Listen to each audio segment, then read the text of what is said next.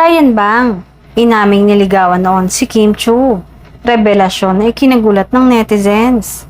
Usap-usapan ngayon online ang naging pag-amin ni Ryan Bang tungkol sa umano'y panliligaw niya noon kay kapamilya star Kim Chu.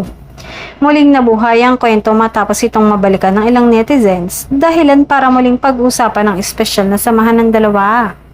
Ayon kay Ryan, dumaan umano sa puntong nagkaroon siya ng paghanga kay Kim at sinubukan niya itong ligawan noong mga panahong madalas silang magkasama sa trabaho. Hindi naman ito kinagulat ng ilang fans dahil kitang-kita raw noon ang pagiging maalaga at sweet ng Korean host sa actress. Sa kabila nito, nilinaw ni Ryan na nauwi lamang sa pagkakaibigan ng lahat.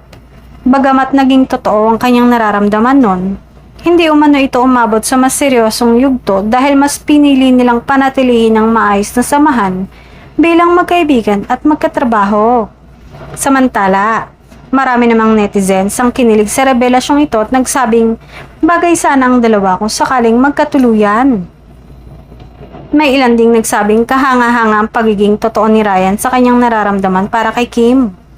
Si Kim naman ay nanatiling tahimik ukol sa nasabing pahayag, ngunit kilala ang aktres sa pagiging appreciative sa mga taong naging bahagi ng kanyang buhay. Marami rin ang humanga sa respeto at sincerity na ipinakita ni Ryan sa pag-amin niya. Sa ngayon, masaya ang dalawa sa kani-kanilang career at patuloy na napapanood sa noontime show na It's Showtime. Gayunpaman, nananatiling isang nakakakilig na bahagi ng kanilang showbiz journey ang naging pag-amin na ito na muling nagpa-excite sa madlang people.